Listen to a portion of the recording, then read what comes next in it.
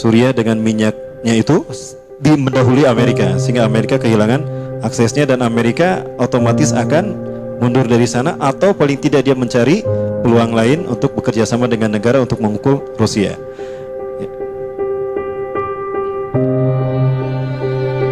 Lalu bekerja sama juga dengan Mesir, lalu bekerja sama dengan Israel bahkan sepakat membuat MOU untuk mengurus peta Timur Tengah nanti. Nah, setelah mereka membuat MOU-nya, maka mereka serahkan kepada negara yang sudah barang tentu akan menjadi cover story mereka. Siapa para sekalian? Iran. Nah, ini yang membuat kekhawatiran Arab Saudi dan Amerika. Ya. Lalu bagaimana dengan kita? Apakah kita patut khawatir? Patut para Allah sekalian khawatir. Karena kerjasama mereka tidak berhenti di Iran. Kerjasama ini berlanjut ke Asia. Dan yang kaget adalah ini yang terjadi. Nah, ini dia para Allah. Nah, ini dia. Jadi gimana para sekalian? Apa mau dipilih dua periode? Baik, Ibu Rahmatullah. Nah, Rasulullah SAW menyatakan ini akan dilakukan oleh kaum muslimin. Rasulullah menubuhkan itu. Baik, Ibu ada satu tayangan sebetulnya, ada satu tayangan yang tapi ini agak panjang terkait dengan nubuah Rasulullah bahwa kita, bukan kita ya, maksudnya umat Islam, tanda petik Arab, akan bersekutu dengan Eropa, KTT, dan mereka akan memerangi Iran, Rusia, dan Israel. Pada saat itu kita bergabung umat Islam dengan Bani Rum.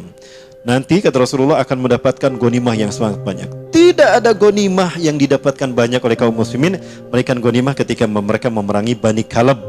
Rasulullah menyebutkan Bani Kilab, maaf bukan Bani Kalab, Bani Kilab. Kilab yang dimaksud ini adalah Iran, Persia. Banyak sekali ghanimahnya. Amerika atau Bani Rum hanya mendapatkan sedikit ghanimah, dan umat Islam tidak mau berbagi ghanimah tadi. Karena dalam perang menurut Islam, ghanimah hak kaum muslimin, gak boleh diberikan pada orang kafir.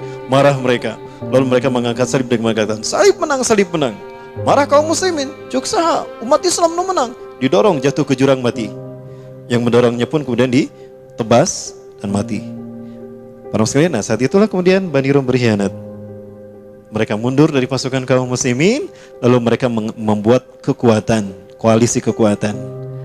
Yang kata Rasulullah 80 bendera, satu bendera 12.000 pasukan. Ada kemungkinan 80 negara, kemudian 80 negara ini disatukan kekuatan mereka menjadi 960.000 pasukan. Itulah nanti yang akan menyerang Turki Utsmani, yang menyerang Erdogan. Perang Allah yang dirahmati Allah, Erdogan akan melakukan islamisasi Turki dalam waktu cepat. Salah satu langkah pertamanya adalah mengganti Hagia Sophia yang tadinya museum menjadi masjid. Belum akan meresmikan menjadi masjid. Pernyataannya belum lama ini kita dengar ya. Nah, ini tentu akan ditentang. Kebijakan mengislamisasikan Turki, ya, bahkan Turki kemudian diancam menjadi ancaman negara. Maka Amerika tidak mau sendirian. Berkoalisi 80 negara menyerang Turki. Disitulah nanti pertemuan pasukan kaum muslimin, Imam Mahdi dan Nabi Isa melawan pasukan 80 negara tadi. Nabi Isa belum turun. Ketika perang berlangsung berjalan luar biasa, para sekalian, kaum muslimin berhasil menguasai Turki kembali. Konstantinopel atau Istanbul kembali dikuasai. Ya. Di saat itu Dajjal bersiap-siap akan menyerang mereka, bergerak dari Isfahan. Maka turunlah Nabi Isa untuk menguatkan pasukan kaum muslimin. Ini yang dinubuahkan Rasulullah SAW. Baik, Bapak Rahmatullah, itu dulu barangkali terkait dengan apa ini maksud dengan nubuah Rasulullah SAW di akhir zaman. Zungfal unuf wa wujuhum kal majanin mutraqah. Tidak akan datang kiamat kepada kita sehingga kalian akan berperang dengan bangsa yang bermata sipit, berkulit merah, berhidung pesek, bermuka bundar lebar. Nah, bagi kita itu adalah ras Mongolia. Nah, ras Mongolia, bangsa Mongolia adalah bangsa yang dulu pernah menguasai dunia di masa kekhilafan dinasti Abbasiyah, di mana muncul kelompok-kelompok yang dipimpin oleh pemimpin-pemimpin yang bengis dan kejam yang melakukan pembantaian hampir sama seperti Ya'juj Ma'juj. Ya, kita mengenal ada nama Genghis Khan, Hulagu Khan, ya. Walaupun pada akhirnya mereka masuk Islam. Nah, Rasulullah SAW dalam hadisnya, di akhir zaman kita akan berperang dengan mereka. Tapi Rasul tidak menyebutnya Cina. Rasul menyebutnya Turka. Ya, Rasul menyebutnya Turka. Innakum satazu Turka wa yaftahuha Allah. Kalian akan memerangi Turka dan Allah akan memenangkannya untuk kalian. Mereka bangsa Turka ini kata Rasulullah adalah sigorul ayun, mata mereka sipit, kulit mereka merah, hidung mereka pesek, ya. Maksudnya ukuran Arab, ya. Kemudian juga wajahnya lebar. Nah, ini orang-orang yang kita kenal Cina, tapi Rasul tidak menyebutnya Cina, Rasul menyebutnya Turka. Kenapa? Karena Turki yang sekarang itu dulu nenek moyangnya satu rumpun dengan mereka, Turkistan. Nah, Turkistan tadi menguasai daratan Cina, ya. Kemudian diambil oleh Mongolia yang beragama ateis. Maka orang-orang Islamnya tersingkir. Ada ke Henan, ke Jiangxi, ke Zhengzhou, kemudian juga ke Turkistan, Tajikistan dan sebagainya. Nah, maka daratan yang kemudian dikuasai oleh Mongolia inilah yang kita sekarang menyebutnya Cina. Rasul tidak menyebut itu Cina untuk yang sekarang, tapi menyebut cuma Turka. Adapun yang disebut Rasulullah Cina, Xin, itu adalah mereka yang Muslim. Kayak Uighur, nah itu Muslim. Nah, itulah yang Rasulullah maksudkan Xin. Sehingga Rasulullah memerintahkan kita untuk menuntut ilmu ke sana. Utlubul ilma walau bisin. Tuntutlah ilmu walaupun harus ke negeri Cina. Kita diperintahkan menuntut ilmu ke Cina, artinya menuntut ilmu yang baik. Kalau Cina yang dimaksud seperti Cina sekarang, apa yang harus kita pelajari dari Cina yang sekarang? Yang zaman dulu, mereka komunis ateis. Oh, berarti beda antara Turka yang disebutkan Rasulullah dan Cina hari ini, walaupun dari segi wajah dan fisiknya sama. Ya. Nah, Rasulullah membedakan antara Turki dengan Yajuj Majuj. Nah, baru setelah nanti umat Islam memerangi Turki ini, baru Rasul mengatakan Yajuj Majuj akan turun.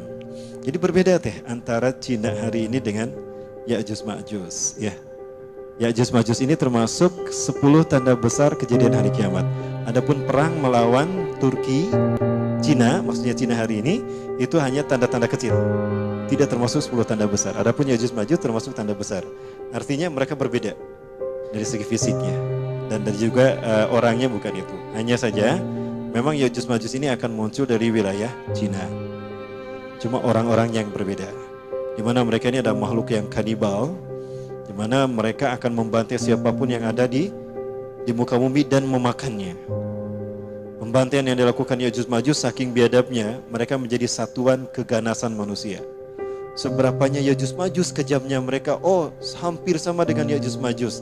Jadi Yajuj Majuj menjadi ukuran kekejaman mereka kepada umat manusia. Jadi itu ya, berbeda antara Cina yang sekarang dengan Yajuj Majuj nanti. Nah, namun ada hadis yang menarik terkait dengan Yajuj Majuj. Nah, ini bisa para mulai lihat.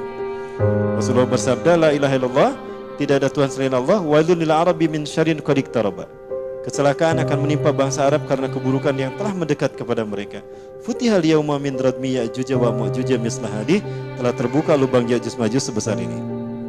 Nah, Rasulullah mengaitkan petaka yang akan menimpa bangsa Arab dengan terbukanya Ya'juj Ma'juj. Apakah itu berarti menderitanya bangsa Arab akan terjadi karena ulah keganasan dan kezaliman Ya'juj Ma'juj? Ya. Jika itu benar, nah kita kaitkan dengan yang sekarang. Siapakah yang Rasul maksudkan bangsa Arab? Palestina bangsa Arab tidak? Bukan. Bangsa Arab. Suriah bangsa Arab. Irak bangsa Arab. Mesir bangsa Arab. Libya bangsa Arab. Yaman bangsa Arab. Afghanistan bangsa Arab. Siapa yang membantai mereka? Apakah mereka ini Ya'juj Ma'juj? Kalau kita lihat rumpunnya hampir sama dengan keturunan Ya'juj Ma'juj. Anglo-American itu bangsa Khazaria. Khazar itu satu rumpun. Rasul menyebutnya Khurz, Khazar, dan Rizman. Khazar itu Khazaria. Sekarang diganti dengan Kaspia. Itu nenek moyangnya Yahudi Askenazim.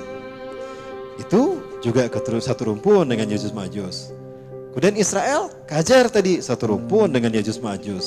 Amerika, Anglo-American satu rumpun dengan Ya'juj Ma'juj. Rusia membantai Suriah. Rusia satu rumpun dengan Ya'juj Ma'juj. Karena sama-sama lahir di Balkan. Itu barangkali ya. Nubuah yang Rasulullah sampaikan terkait dengan Cina dan Ya'juj Ma'juj.